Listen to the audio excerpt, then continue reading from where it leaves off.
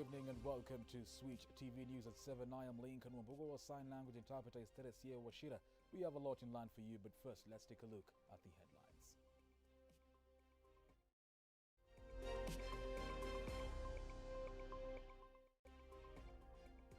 Ex-Sports Cabinet Secretary Hassan Wario found guilty of abuse of office and misuse of Rio Olympics fans. Kenyans express their frustrations over increased fuel prices. The Catholic Church of Kenya calls for a truce between President Kenyatta and his deputy William Ruto, further backing the ban on politics at the pulpit. Glad you're watching on this 15th day of the Deaf Awareness Month. Our 30 minutes of the broadcast begins now. Former Sports Cabinet Secretary Hassan Wario has been found guilty of abuse of office and misuse of funds. According to a magistrate's court in Nairobi, the prosecution had proven Wario had a role in the embezzlement of funds allocated to the National Olympic Committee of Kenya (NOC) to oversee the welfare of Kenyan representatives at the 2016 Olympic Games in Rio de Janeiro, Brazil. Magistrate Elizabeth Juma said Wario took part in embezzlement of funds allocated to the National Olympic Committee of Kenya to oversee the welfare of Kenyan representatives to the 2016 Olympic Games in Rio, Brazil. An investigation revealed that millions of shillings were reported to have been embezzled following an order from the Sports Ministry in 2016. Wario will be detained at the Gigiri police station pending his sentencing tomorrow. Reporting for Switch TV, my name is Sazamunga. Thank you, Sazamunga. Now, Kenyans have continued to express their frustrations after the government's move to add more than 7 shillings on diesel, petrol and kerosene. The increase is expected to have a ripple effect on basic commodities and even increase the living cost for many Kenyans who feel that life is already unbearable. Hiyo ni kulipa ushuru ya lazima, ambapo viongozi wenye wanataka uongozi hawaongelee hiyo kitu. So ninashangaa sana uchaguzi unaelekea kufika na bado mnaendelea kutufinya sana. Lakini kivyangu, maybe mtaipa tu hiyo kura, lakini viongozi wa juu tutatoa wote, tutaweka watu ambao wanajali maisha ya wananchi wa kawaida. Wanasiasa wetu ambao wako pale juu, mtu kama Kalonzo Musyoka, Mudavadi, William Samoei Arap Ruto, ni kupiga tu makelele tu bure, lakini hawasaidii wananchi. Mtu kama Ruto anasema ti bottom up, atoke barabara zifungwe. Sasa mimi nashindwa tufanye maandamano ama hii nchi ni nchi ya watu gani? Kila kitu serikali yenye iko serikali ya Uhuru na mheshimiwa Ruto. Hii serikali imebadilisha kila kitu, iko juu. Uchumi kila upandapo mwananchi wa kawaida anaumia. Lakini haya yanatokana na shilingi ya Kenya kudorora. Imedorora kwa sababu hatuna kwanza kuna hali ya uchumi ambao umedorora kwa sababu ya COVID. Watu wafanyi kazi. La pili, kuna masuala ya kwamba dola imepanda bei. So mafuta haya yanunuliwi na hela za Kenya. Kwa hivyo ukitaka kubadilisha hela ulikuwa unanunua lita moja ya mafuta, unahitaji pesa nyingi za Kenya. So that's where the challenge is.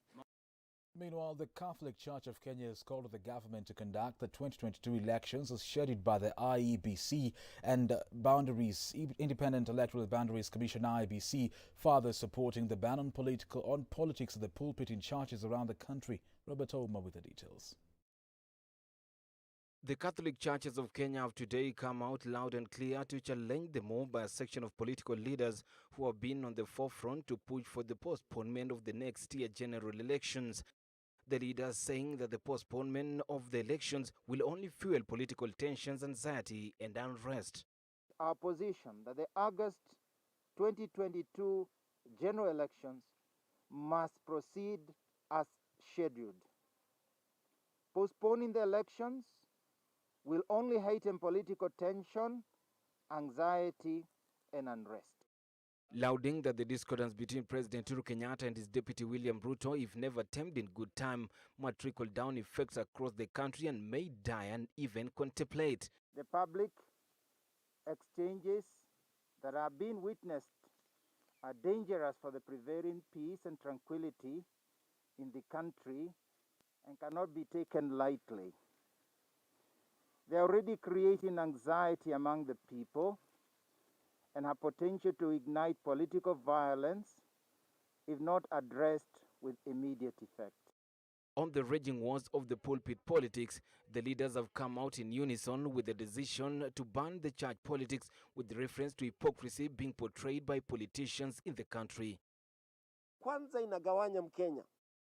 Anaenda msikitini au kanisani au sema kuabudu, haji kusikiza upande huu na upande huu wa siasa. Yeye anakuja kusikiza upande huu wa Mungu. So tunawaomba hata hao ndugu zetu watafakari jambo hili. With only 10 months left before the 2022 general elections, the Catholic body has pleaded with the government and the electoral body IEBC to authoritatively confirm the date for the elections. Robert Ouma, Switch TV, Nairobi.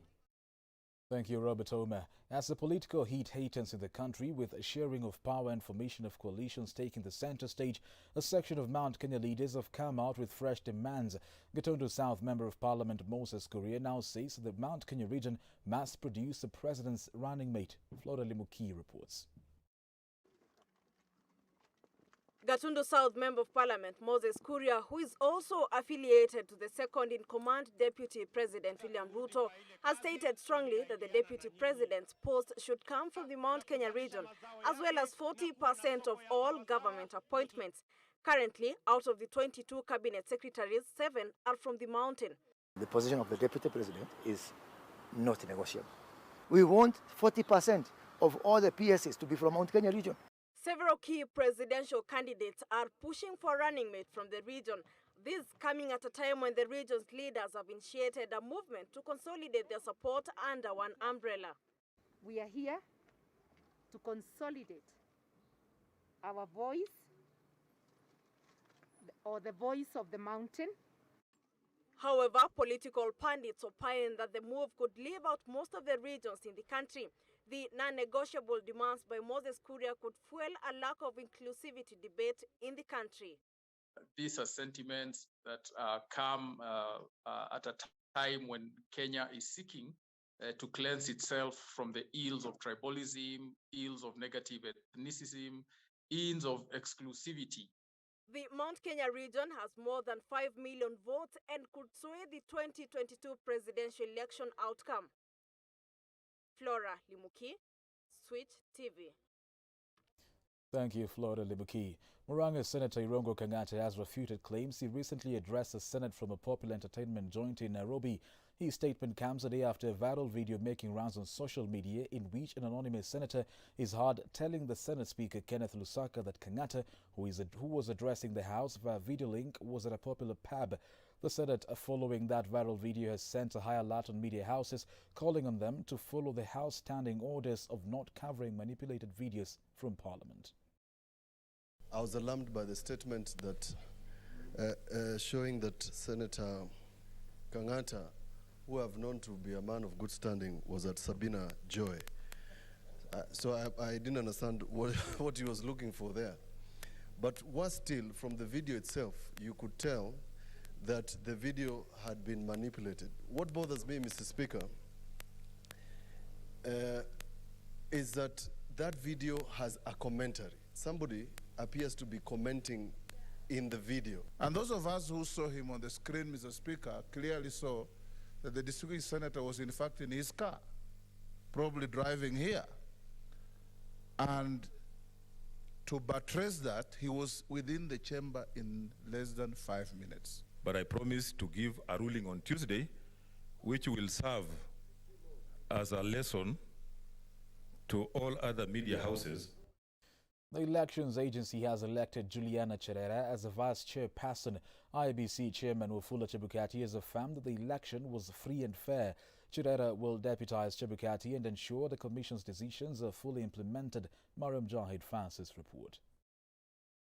Today, the new IEBC Commissioner Juliana Cherera has been elected as the Vice Chair for IEBC Commission. Cherera will work closely with IEBC Chairperson Wafula Chebukati to ensure commissioners are fully facilitated to perform their duties of preparing and conducting general elections.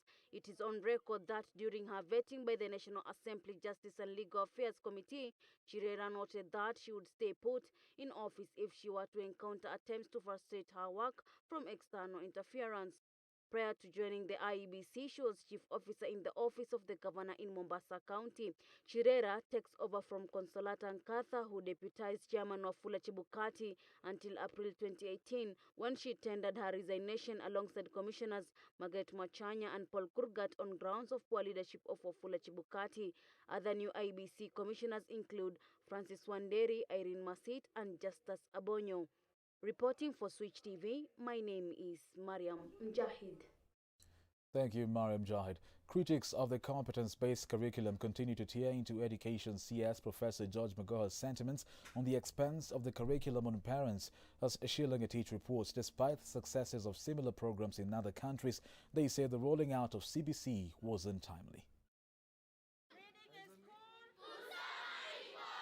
8 a.m. in the morning and class has begun, and according to the competence-based curriculum, all classes are more of practical than theoretical, forcing teachers to require a lot of parents' involvement, which turns out to be expensive and tedious. Not everybody has this particular amount of money where you'll be required to be downloading pictures of particular stuff in the internet on a daily basis. Despite the Education CS saying that the program is less expensive, its hastened rolling out has caused jitters among stakeholders who say Kenya is not technologically able to handle it yet. Imported a very good curriculum to our country, and yet we are unable to sustain that particular curriculum. The whole issue of engaging the parent to become another teacher in the home, the consultation is key. The CBC, however, is about to be challenged in court following the case filed by Law Society of Kenya President Nelson Havi as the most expensive curriculum compared to the 844 system. This is a theoretical PE class quite different from the 844 curriculum. And despite the back and forth between stakeholders in the education sector, the CBC implementation now brings the question, how will these children be affected if the program is halted? Meanwhile, it's back to class. Shillong Teach, Switch TV, Nairobi. That story by Shillong Teach takes us to a short commercial break. Stay tuned, we'll be back with more.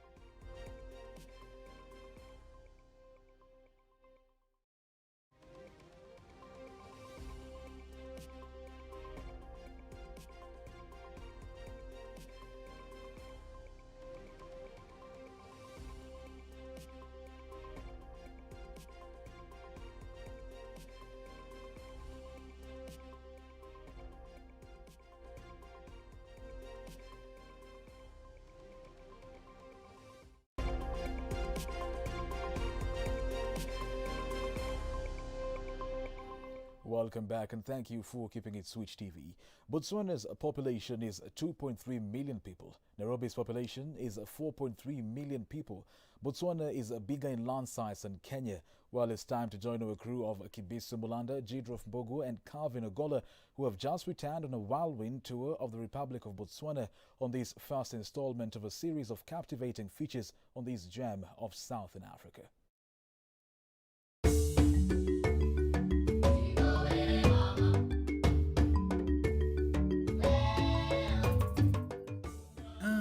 It's always interesting to prepare for an audiovisual mission out of the country. This was no different. First things first. Passports? Check. Requisite jabs and attendant documentation? Check. COVID-19 negative results? Check. Equipment? Check.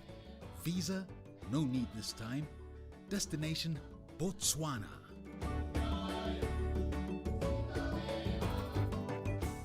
Before we get ahead of ourselves, let us get to learn a few things about our destination, right? So, the Republic of Botswana is a landlocked country in southern Africa.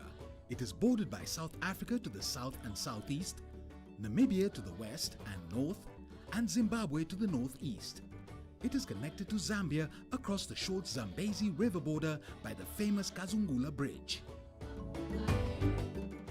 Botswana covers an area of 581,730 square kilometers, slightly bigger than Kenya at 580,367 square kilometers. Now here is where it gets interesting. Very interesting, I must add.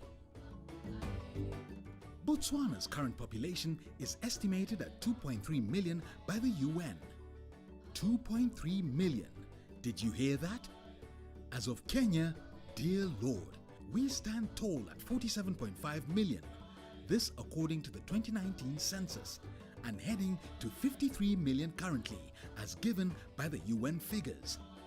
In other words, in just 3 years, Kenya has managed to almost double Botswana's population.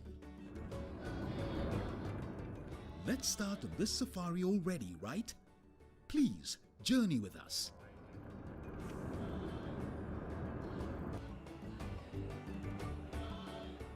Today, we delve into the sideshows. Our itinerary will lead us to Johannesburg, South Africa first. We will then connect to Botswana after a 5-hour layover. Flight time is 3 hours and 50 minutes to Johannesburg. Finally! No. Not so fast. There is a VVIP who has to take off first. We will have to contend with a delayed takeoff. Let us just leave it as to what you can see.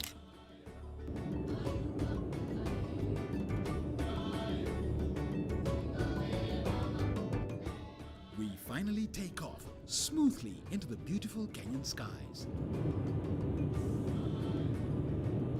We have the opportunity to see Mount Kilimanjaro. Yes, a few moments into the skies and you will soon realize the beauty of this route. Mount Kilimanjaro is the highest mountain in Africa and the highest single freestanding mountain in the world, standing at 19,341 feet above sea level. It is a view to marvel, and everyone is busy snapping away.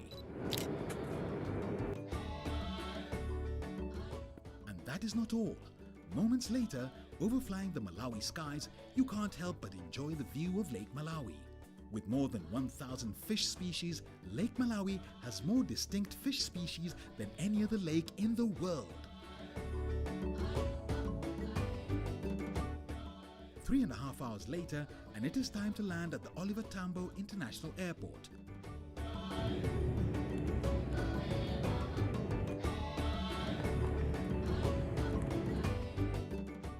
It is a roller coaster of activities.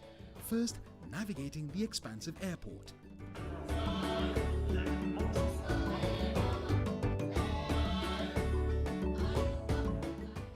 Catching up on work. The 5 hours seem like a few minutes. And within no time, we are airborne again. In this small, almost medieval times craft, it'll take us 50 minutes.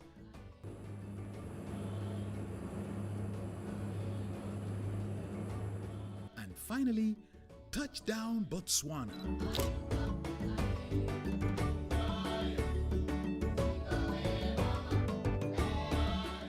Gaborone is the capital city of Botswana. It is estimated that about 11.6% of the country's population reside here. That roughly translates to slightly over 260,000 people.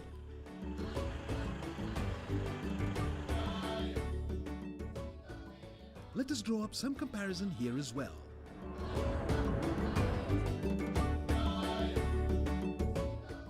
Nairobi City's population is given at 4.397 million, almost twice the population of Botswana. Wait a minute, what exactly is going on here? Why are there so many people jogging around here? Well, we will have the answers soon. Botswana has just been hit hard by a new COVID-19 wave. There is a curfew imposed at 8 p.m. to 4 a.m. to work from home arrangement highly encouraged and a total ban on alcohol. The Botswana are thus finding ways and means to cope. Believe me, it is rush hour here. Mombasa Road people, can you relate? So, it is our first time in Botswana. All of us. A few culture shocks. Here, people religiously observe the traffic lights. I may be judging this too early, but I will be on the lookout from now as we journey the country. There isn't much of high-rise buildings.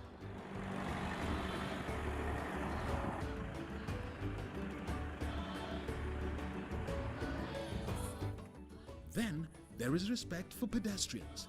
All these, surprisingly, come naturally here. It is now getting dark. We can't see much of the city today, and we must respect the curfew.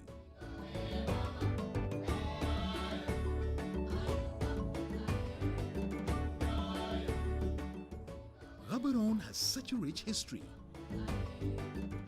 It is named after Chief Gaborone of the Tlokwa tribe, who once controlled land nearby.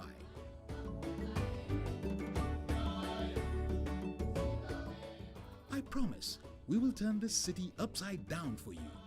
We, however, save that for later. Next week, we start on a 2,500-kilometer journey along the famous Trans-Kalahari Highway into the Kalahari Desert. Our first stop, the expansive Glagadi district.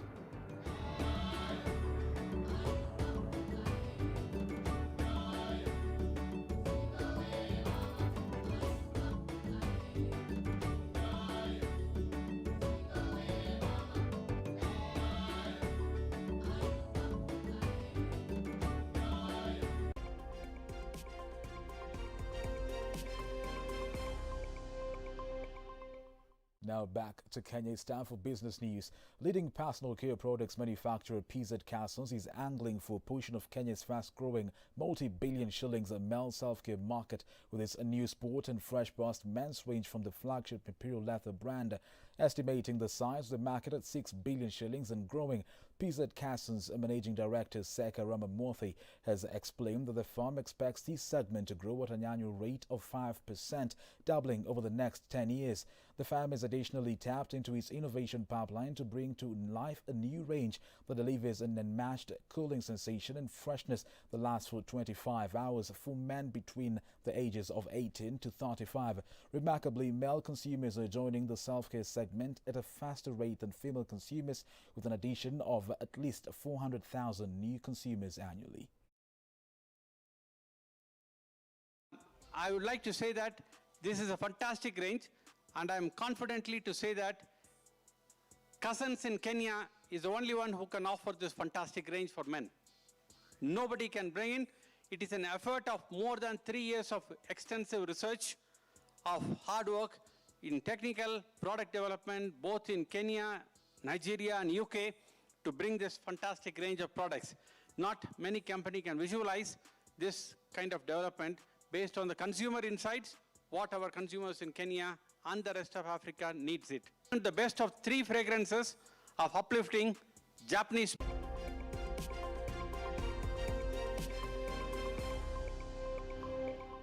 It's now time to get sporty. It was a joyous celebration today at the Betika Community National Super League Awards. There saw a total of 12 categories awarded, the top being the Most Valuable Player award that was won by Portifo Diambo of Vihiga Bullets FC. Apart from the MVP, the other main categories awarded are Coach of the Year award, the Golden Boot Winner award, among many others. Now our very own Apollo James was there and brings us this story. Talanta FC stole the thunder this afternoon at the Betika Community National Super League Awards held at the Serena Hotel as they scooped the winner of the Team of the Year award, with their coach Ken Kenyatta winning the Coach of the Year award. I did not see this, but I thank the Federation and in conjunction with the Betika. And Betika, they have done something wonderful to at least to recognize the football in Kenya. I'm so happy for them and the federation too. Furaha sana kubwa. Nashukuru sana God. Amekuwa mwaminifu kwangu. Despite of challenges mobs imekuwa pale, but unaona at the end na celebrate. Kwa hivyo nashukuru sana Mungu kwa sababu amekuwa mwaminifu kwangu. The company assures of its commitment to continue supporting the youth and helping them use their talents to better their lives. We have to basically be part of it, and by being part of it means that we have to support the community in any other initiative, in all the things that really are passion about community. We are very excited to award them. Today we've awarded over 8 million worth of cash prizes to over 30 winners. And we're very proud of the achievement. We're very proud of our role in uplifting and supporting sports in Kenya. The event that attracted prominent football lovers rewarded deserving players and coaches who thrived during the season, which was held under unprecedented conditions due to the COVID-19 pandemic that saw the season halted twice before resuming. Kudos to Betika, kudos to the football community. Amazing talent, amazing stars. The future is right there. I love the NSL. So anybody out there, I hope this is a hope. This is hope for them that if you get into football, if you remain focused, you work hard and take every opportunity that you're given, you can be rewarded. Congratulations to the team and players that have won the Betika Community National Awards. All eyes are set onto next season as you wait to be entertained in the world of National Super League. Apollo James, Switch Television. Thank you, Apollo James. Meanwhile, two-time world 10,000 meters bronze medalist Agnes Tirop, who is fresh from breaking the 10-kilometer world record, hopes to wrap up her season with victory in the women's 5,000 meters at the Absa Kip Keino Classic this coming Saturday in Nairobi. Tirop took 28 seconds off the long-standing women-only world record for 10 kilometers, clocking 30 minutes and 0.1 seconds to win at the Adi Zero Road in Germany on Sunday. 30:01, 30:02 the winning time. Sheila Chepkarui is also going to be inside the old world record in second place. Dramatic loss as Manchester United succumb a 2-1 defeat to Swiss side Young Boys despite their huge summer signings. Jesse Lingard's rush back pass allowed Young Boys to complete the win. United also played for almost an hour with 10 men after